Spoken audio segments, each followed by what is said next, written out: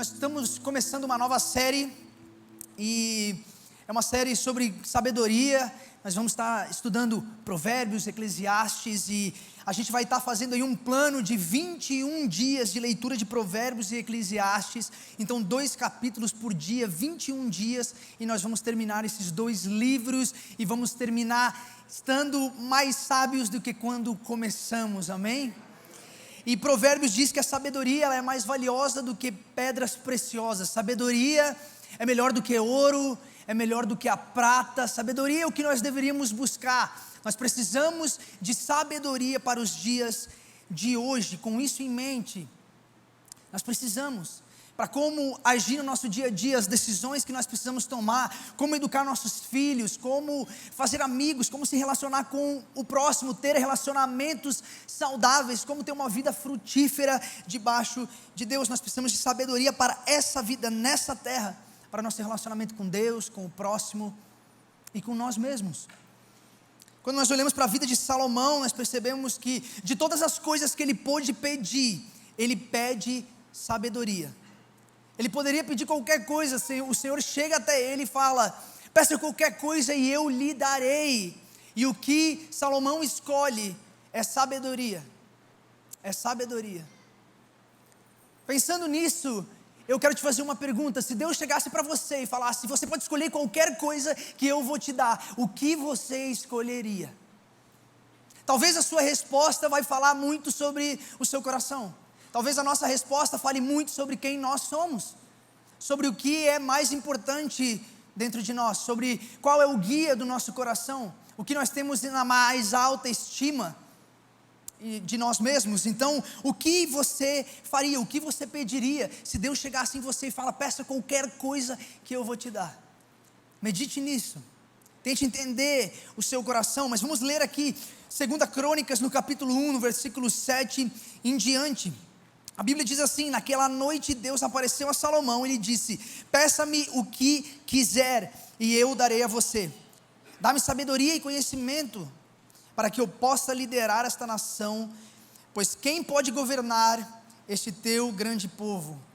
O que chama atenção aqui é porque Salomão ele não pede sabedoria para fins próprios. Ele não está pensando no seu próprio crescimento, engrandecimento, prosperidade, seja ela financeira ou de amigos, ou uma vida frutífera que seja, cheia de paz e de alegria. Mas quando ele tem essa opção de pedir ao Senhor qualquer coisa, ele escolhe pedir sabedoria, mas não para si mesmo, mas sabedoria para liderar um povo. É interessante que nós precisamos de sabedoria não só para a nossa própria vida, mas sabedoria para servir. É interessante que sabedoria aqui, a conexão não é só eu ser sábio para tomar decisões na minha própria vida, mas sabedoria é um modo de servir. Então quando você pede sabedoria, quando você pede conhecimento a Deus, qual é a razão pelo qual você pede conhecimento a Deus? O conhecimento, a sabedoria que Deus pode te dar e vai te dar, ela vai terminar em você, ou ela vai servir como um ato de serviço e de amor a Deus, a outras pessoas. Isso vai acabar em você, ou vai se derramar e vai fluir através de você, porque a sabedoria divina não para em você, mas flui através de você para alcançar outras pessoas. Para que você tem buscado sabedoria? Para quê? Qual é o propósito que você deseja ter conhecimento? Porque Deus não está interessado simplesmente num fato isolado, mas Ele quer saber quais são as motivações mais profundas do nosso ser, mais profundas dos nossos corações. Por que fazemos o que fazemos? Sabedoria não é apenas o que fazemos, mas como fazemos e o porquê fazemos aquela coisa. Então nós podemos estar generosos, mas aquilo acaba com simplesmente eu me sentindo melhor sobre mim mesmo. E aí é uma sabedoria que não se trata do outro, não está pronta a servir. Termina no meu pensamento, termina a motivação, é eu me sentir melhor comigo mesmo, em vez de eu servir ao meu próximo. E também em 1 Reis, no capítulo 3, versículo 9 adiante, diz assim: dá pois ao teu servo um coração cheio de discernimento para governar o teu povo e capaz de distinguir entre o bem e o mal, pois quem pode governar esse teu grande povo? Farei o que você pediu, eu darei a você um coração sábio e capaz de discernir, de modo que nunca houve, nem haverá ninguém como você. Ei, Salomão foi alguém imperfeito, foi alguém com falhas como eu e você, mas quando ele tem essa oportunidade, ele pede discernimento, ele pede sabedoria a Deus para tomar escolhas para o seu povo. E é interessante porque significa que a definição de sabedoria divina aqui, então, é ter um coração cheio de discernimento, que é capaz de distinguir entre o bem e o mal. E o que eu acho interessante é porque quando nós voltamos para o jardim, Adão e Eva, eles pegam o fruto porque eles querem distinguir. A promessa da serpente, a tentação da serpente é para que eles comam do fruto do bem e o mal, para que eles possam distinguir segundo a sua própria interpretação, segundo a sua própria vontade, o que é o bem e o que é o mal. Mas aqui nós vemos Salomão pedindo a Deus discernimento e sabedoria para distinguir o bem e o mal, não de acordo com a sua inteligência, não de acordo com as suas prioridades, não de acordo com o que é bom e o que é mal, segundo os seus preceitos, mas ele define com o conhecimento do Senhor. Eu quero conhecer o Senhor para que Ele me dê sabedoria, para que a sabedoria venha dEle e não dos meus próprios entendimentos sobre o que é o bem e o mal. Então eu posso reinar sabiamente e reinar sobre esse povo, ajudando esse povo a se desenvolver, fazendo a vontade de Deus, porque eu não estou distinguindo bem e mal segundo as minhas próprias vontades e pensamentos e escolhas, mas sim através das vontades, pensamentos e escolhas de Deus. É o discernimento para escolher bem e mal, para distinguir o que é um e o que é outro, através da perspectiva de Deus, através do olhar de Deus sobre aquele assunto. Nós precisamos de discernimento para que Deus possa nos usar para distinguir o que é bom e o que é mal, além das nossas perspectivas, além do que nós achamos certo. Nós precisamos obedecer a Deus. Sabedoria é enxergar com o coração cheio de discernimento a si mesmo e as coisas ao nosso redor. Você já imaginou viver uma vida assim, uma vida onde você tem discernimento, onde você tem sabedoria para tomar cada decisão da sua vida? Uma vida que é mergulhada em sabedoria, uma vida que é cheia de sabedoria. Ei, será como seria o teu casamento? Ei, será como seriam as tuas amizades? Quais seriam as escolhas que você teria feito se você sempre tivesse tomado decisões baseadas na sabedoria, que não vem de você, mas a sabedoria que vem do alto até você? A sabedoria da palavra de Deus. Mas o princípio dessa sabedoria, a Bíblia diz em Provérbios 9, no capítulo 9, versículo 10, diz assim: o temor do Senhor é o princípio da sabedoria, e o conhecimento do santo é entendimento. O princípio de toda sabedoria não está na minha, na sua opinião, mas está no temor do Senhor. Mas como assim o temor do Senhor, Natan? O temor, ele não é um pavor, mas ele é uma reverência em amor. Quando você chega na beira de um precipício, e você olha lá embaixo um mar maravilhoso, aquele momento ali, ele não gera pavor, mas ele gera um terror, porque você está à beira, você está de frente com algo que é muito maior do que você, e algo que é muito, infinitamente mais poderoso do que você é. Mas medo é diferente de temor, porque medo se trata de autopreservação. Quando você tem medo, você não está pensando no outro, você está pensando em você. Então, quando você tem medo, acontece um sinal no nosso cérebro falando: se afasta, porque aqui você pode se machucar. Se afasta, porque aquilo pode te ferir de alguma maneira. Existe perigo ali, então se afasta, corra, saia de perto. E isso é medo. Mas como então nós podemos nos relacionar com o Senhor, se nós precisamos ter intimidade com Deus, e isso significa estar perto de Deus? Então existe uma diferença. Deus não quer que nós tenhamos medo, Ele quer que nós tenhamos temor. E essa é a diferença. O temor é um respeito, é uma reverência em amor. Quando Jesus está sendo tentado no deserto, Ele rebate a tentação do inimigo. De qual maneira? Ele cita o Antigo Testamento e ele transforma temor em adoração. Adorará somente a Deus e a Ele prestará culto. Então você adora a Deus, você reverencia a Deus. Esse é o temor que Jesus nos ensina a ter de Deus.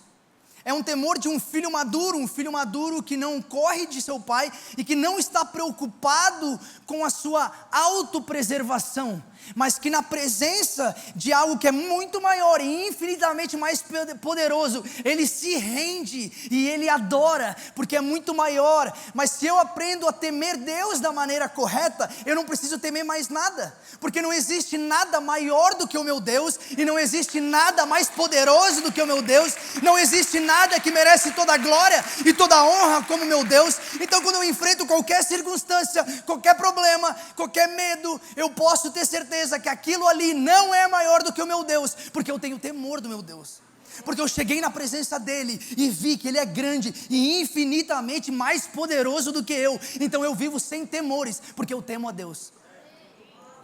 O temor do Senhor, ele nos afina para que nós possamos viver uma vida livre de outros medos, mas em total reverência a Deus, em total submissão àquele na qual nós encontramos, vimos e percebemos que é muito maior, muito mais grandioso, muito mais poderoso do que qualquer circunstância que esteja na tua vida, do que qualquer problema que você está enfrentando. Você serve a um Deus que é maior. Mas o filho, ele vê temor como adoração e reverência, porque ele entende que ele é filho. Então nós sabemos que sim, é muito maior, é muito mais poderoso, mas eu estou debaixo da mão daquele que me chama de filho amado, daquele que é meu pai. Então eu não preciso ter medo, porque estou nas mãos daquele que é meu pai. O temor do Senhor aquieta o meu coração, sabendo que eu não preciso temer. E nós vemos Deus falando isso de novo e de novo: não temas, não temas, não temas, não tenha medo. Jesus vem para revelar esse coração do Pai, esse tipo de temor que gera reverência, mais adoração, mais proximidade, mais intimidade com Deus. E através desse temor, dessa intimidade, é que eu vou ter cada vez mais sabedoria para viver a minha vida dia após dia. Nós precisamos de sabedoria para os dias de hoje, para viver nossas vidas com Deus, para que nós venhamos a nos afastar dos caminhos do mal, que nós venhamos a tomar decisões que são congruentes com o coração de Deus, com a vontade de Deus, com o que Ele quer para mim e para você. Mas então, quais são os benefícios da sabedoria na prática? E o primeiro ponto é: a sabedoria de Deus nos leva a fugir dos atalhos.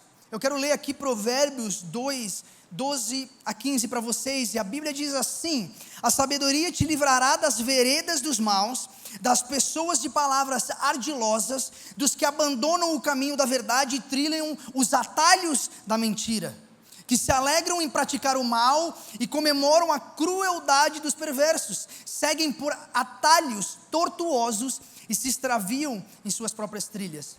Ei, a tentação é sempre um atalho. E aqui no nosso primeiro ponto a gente vê: a sabedoria de Deus nos leva a fugir dos atalhos. Mas a tentação é sempre o jeitinho fácil.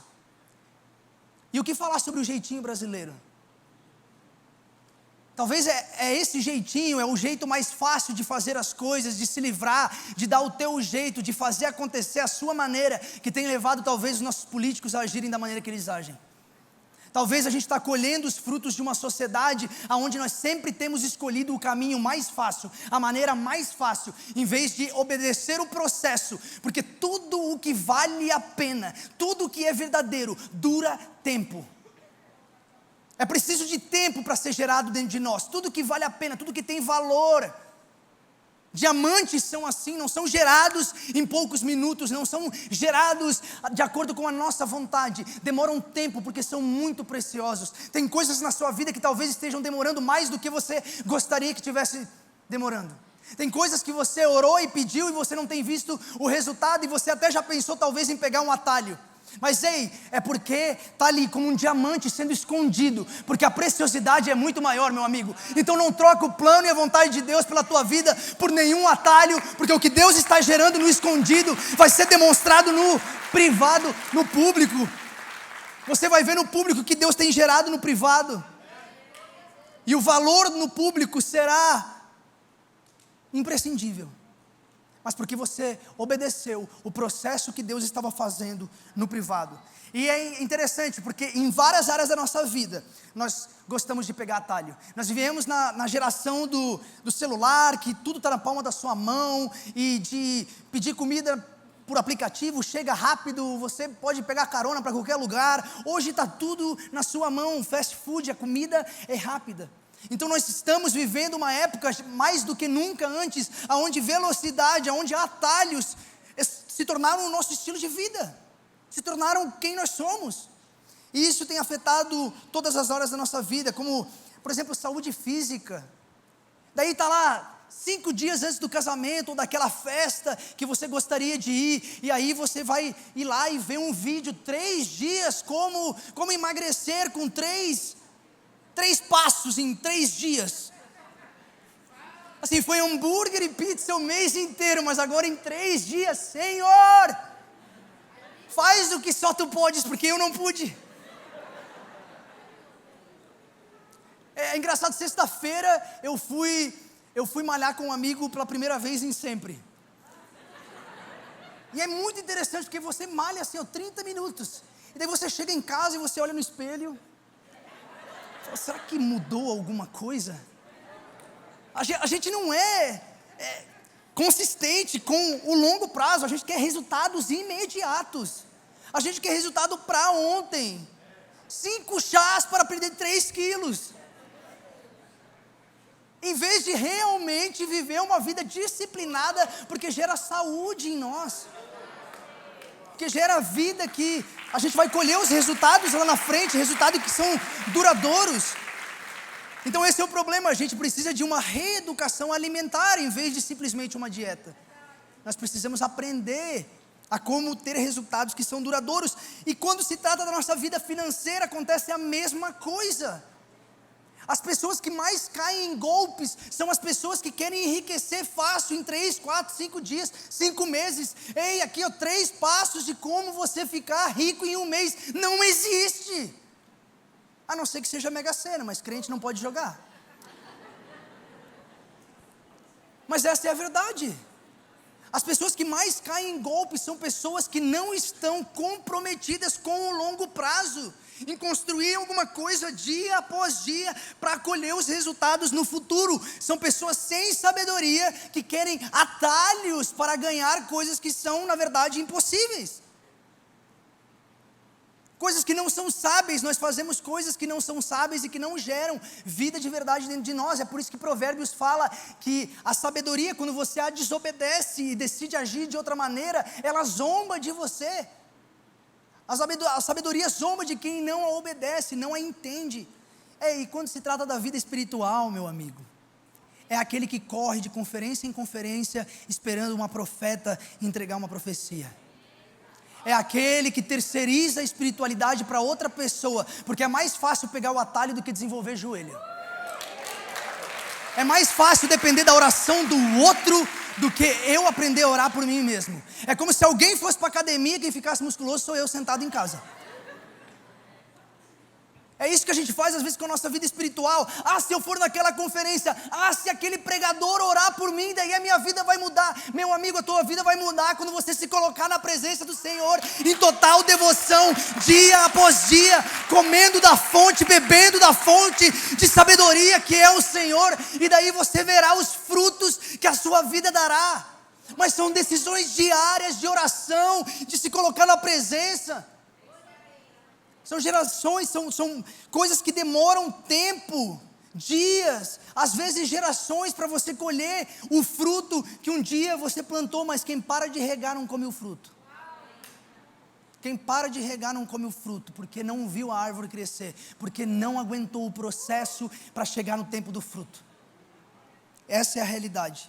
Mas então, como fugir dos atalhos? Como que eu fujo dos atalhos? Nós precisamos avaliar os nossos caminhos. Precisamos repensar como temos agido, que decisão temos tomado. Temos tomado as decisões que são mais rápidas, ou temos nos comprometido com as coisas a longo prazo? Quais são as decisões que nós temos tomado? Estamos pensando bastante, calculando o suficiente, ou estamos tomando decisões no calor do momento? Porque tem pessoas que na emoção tomam decisões que Meu amigo, emoção é passageira, mas tem decisões que são para sempre. Às vezes no calor do momento, no calor de uma emoção, a gente toma uma decisão que vai gerar algo que talvez seja impossível de ser arrumado lá na frente. Tem pessoas destruindo casamentos por emoções do momento. Tem pessoas escolhendo outras coisas além de Deus por emoções do momento, por coisas que vão acabar, que vão passar, que são passageiras. Pessoas que estão trocando a eternidade com Deus por um momento de prazer. Nós precisamos reaprender a não tomar decisões baseadas em emoções ou calor do momento, mas na sabedoria do que aquilo vai gerar em mim a longo prazo. Nós precisamos também estar cientes e conscientes de quem nós temos pedido aconselhamento. Quem são os teus conselheiros? Quem são as pessoas que você busca para te aconselhar, para te dar uma palavra, para te encorajar? Mas vamos agora para o segundo ponto. A sabedoria de Deus nos leva ao conhecimento e ao entendimento das coisas. A sabedoria nos ensina a desenvolver um processo, o como, e a distinguir o tempo, a ordem das coisas. Existe uma hora e existe uma maneira. Eclesiastes 8, no versículo 5 e 6, diz assim: pois o coração sábio saberá a hora e a maneira certa de agir. Porquanto há uma hora certa e também uma maneira certa de agir para cada situação. Nós precisamos entender que existe não apenas uma coisa que é certa, mas a coisa certa dita no tempo errado se torna a coisa errada. A minha mãe faleceu e muita gente chegou em mim e falava assim: mas Deus sabe de tudo. E eu olhava para eles e falava assim: meu amigo, eu cresci na igreja, eu sou filho e neto de pastor, eu sei que Deus sabe de tudo, quem não sabe de tudo sou eu. É eu que estou passando por isso. É a palavra certa, é a palavra de Deus, é a vontade de Deus, mas é no momento errado, e no momento errado não é sabedoria. Nós precisamos saber quando aplicar aquilo ali, e não só o que falar, mas falar no momento certo, porque às vezes a gente produz o efeito contrário na qual nós queríamos produzir, porque falamos no tempo errado, acabamos machucando quando o que a gente queria era trazer paz. A gente acaba trazendo tristeza quando o que a gente queria trazer alegria, porque a gente não foi sábio sobre o tempo das coisas. A gente não foi sábio sobre o tempo das coisas. E sabedoria é diferente de inteligência. Sabedoria é conhecimento aplicado. O Barry Schwartz, que nome bonito, hein? Mas ele fez um TED Talk sobre sabedoria, e ele fala assim: você não precisa ser brilhante para ser sábio, mas sem sabedoria, brilho não é suficiente. A sabedoria é conhecimento aplicado, inteligência é informação. Sabedoria é transformação, é saber viver, é saber aonde, quando, como aplicar aquelas coisas que nós temos aprendido. Isso é sabedoria. Sabedoria, ela não é específica, você pode não saber a raiz quadrada de 20, quantas células tem no corpo humano, você pode não saber várias coisas, você pode falar embigo, você pode nem saber português.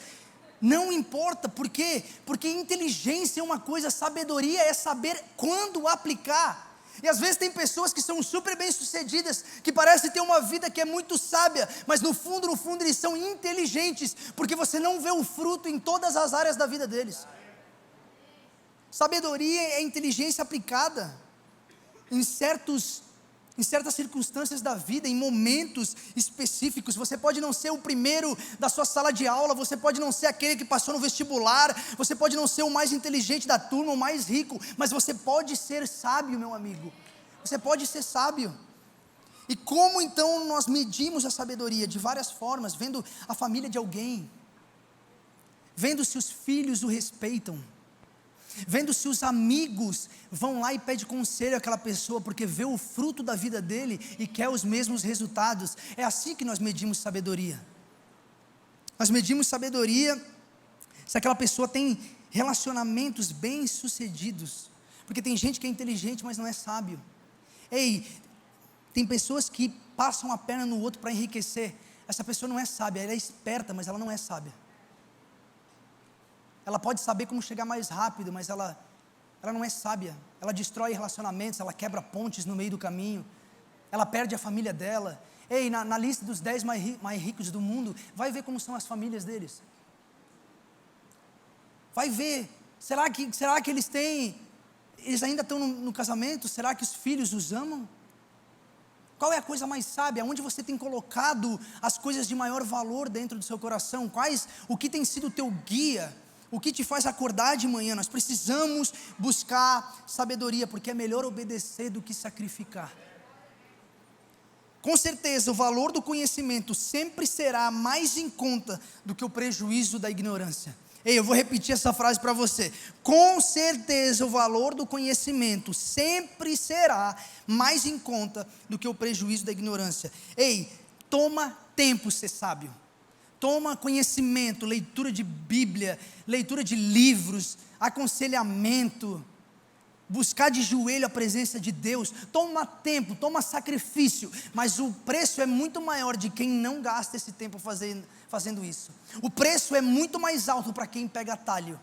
O atalho mais rápido que você pode tomar é a sabedoria. É você ser sábio nas suas decisões, que vão te fazer aos poucos chegar perto daquilo que Deus tem para você. Mas como então seriam as nossas vidas se nós tomássemos decisões sábias? Qual seria o resultado produzido dentro de nós? E aí nós entramos dentro do nosso ponto 3. A sabedoria de Deus nos leva a ter saúde na alma e graça diante dos homens. E aqui nós vemos Provérbios 3, dizendo assim: filho meu, não se apartem essas coisas dos teus olhos, guarda a verdadeira sabedoria e o bom siso, juízo, prudência, sensatez, sentido, porque serão vida para a tua alma e adorno ao teu pescoço. O texto aqui é claro em afirmar, literalmente, ser sábio é ser prudente, é tomar um passo de cada vez, é pensar, é analisar, é gastar tempo, não é tomar decisões no calor do momento. E isso vai gerar paz na tua alma. Nós vemos em Provérbios também 3, então você seguirá o seu caminho em segurança e não tropeçará, quando se deitar não terá medo, e o seu sono será tranquilo, não terá medo da calamidade repentina, nem da ruína que atinge os ímpios, pois o Senhor será a sua segurança, e o impedirá de cair em armadilha. Provérbios 24, saiba que a sabedoria também será boa para a sua alma. Se você a encontrar, certamente haverá futuro para você, a sua esperança não vai decepcioná-lo. Ei, às vezes a gente acha que a sabedoria tem a ver com buscar coisas espirituais e energias e magos, às vezes a gente acha que é isso, mas a gente vê que sabedoria é prático, que por causa da sabedoria nós vamos dormir melhor, nós vamos ter menos medo, que algo vai acontecer à nossa alma, algo que é bom, vai produzir uma vida correta, disciplinada, cheia de prudência, você vai dormir melhor, viver melhor, frutificar mais.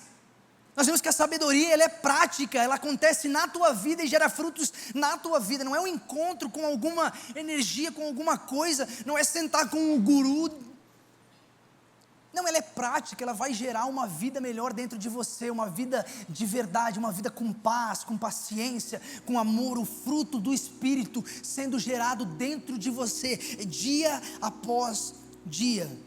A sabedoria e a prudência são remédios para a tua alma, nenhuma calamidade, nada, nenhum medo vai poder te pegar despercebido, porque no Senhor você tem sido preparado com a sabedoria divina, para lidar com qualquer circunstância, com qualquer problema, com qualquer coisa que venha contra você. Em Deus há sabedoria para lidar com o que você tem passado, com os problemas que você tem enfrentado. Mas talvez você pense assim: ei Natan, mas eu já tomei decisões erradas, eu já fiz. Ei, você nas unidades prisionais, você em casa, você aqui hoje, talvez você pense: Natan, mas eu já tomei todo tipo de decisão errada, e eu já estou colhendo os frutos das minhas decisões erradas, eu já estou vivendo de acordo com as decisões que eu tomei lá atrás, e infelizmente, essa é a minha vida agora, isso é o que eu tenho passado, isso é o que eu tenho vivido. Eu já tomei decisões erradas, eu já não fui amigo da sabedoria, eu já escolhi outros caminhos. Mas deixa eu te dizer uma coisa, não julgue a decisão de ontem com a sabedoria de hoje. Não faz isso com você mesmo. Ei, talvez naquela época você não sabia, mas agora você sabe. Ei, você não pode mudar o que foi feito lá atrás, mas você pode mudar daqui para frente. Você não pode escolher diferente lá, mas você pode escolher diferente aqui. Aonde você errou lá atrás, agora você pode acertar. Ainda dá tempo, porque ainda há vida. Se você está aqui hoje, se você está aí assistindo em casa, se você está vivo, é porque ainda existe um novo começo. Se você ainda está vivo, se você ainda está aqui, é porque Deus pode mudar a tua situação. É porque Deus pode te dar sabedoria para viver daqui para frente. É porque Deus pode te dar sabedoria para tomar decisões diferentes, para dizer não para coisas que você tem que dizer não, e para dizer sim para o Senhor Jesus. Se você está vivo, meu amigo, há esperança, porque nós servimos a um Deus que constrói um novo caminho, nós servimos a um Deus que faz algo novo, um Deus que é especialista em mudar situações, um Deus que é especialista em mudar histórias, em mudar trajetórias, um Deus que é especialista em fazer algo novo. Esse é o Deus que nós servimos, e Ele está aqui nessa manhã. Então existe restauração para pessoas aqui, restauração para casamentos, mudança de vida, transformação, porque o Senhor está na casa, aquele que é dono da sabedoria. Talvez você não saiba como você pode arrumar aquilo que você destruiu, mas Deus vai te dar a sabedoria para restaurar coisas que foram quebradas. Deus vai te dar sabedoria para viver, meu amigo. A boa notícia é que Deus, Ele quer nos dar sabedoria. A Bíblia diz em Provérbios 8, aqui é a sabedoria falando, ela fala assim: amo os que me amam, e a quem me procura me encontra. Deus quer que você encontre sabedoria nele primeiro de tudo.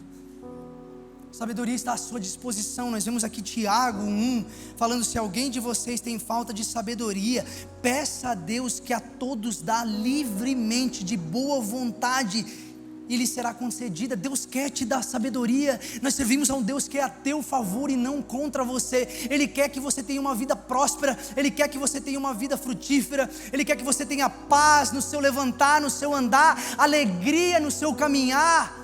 Deus quer que você viva em amor, em paz de espírito, que você coloque a sua cabeça no colchão, no travesseiro à noite, e você seja capaz de dormir. Essa é a vida que Deus tem para você, se você buscar sabedoria, e Ele quer te dar sabedoria. Ei, Salomão foi um homem muito sábio, mas nós vemos que ele muitas vezes errou, ele foi imperfeito. E eu gosto de olhar para o pai dele, para Davi, porque o pedido dele foi diferente do pedido de Salomão. Mas o pedido dele ali no Salmo 27, ele diz assim: que eu possa viver na casa do Senhor todos os dias da minha vida, para contemplar a bondade do Senhor e buscar sua orientação no seu templo. A orientação aqui é encontrada em Deus. Sabe, é o homem que ouve e aplica o que Deus ensina, o que Jesus ensina. Ele é como o homem, Jesus fala, que constrói a sua vida sobre a rocha. Ele não constrói sobre a areia, ele constrói sobre a rocha. Então ele colhe os resultados de uma vida bem fundamentada.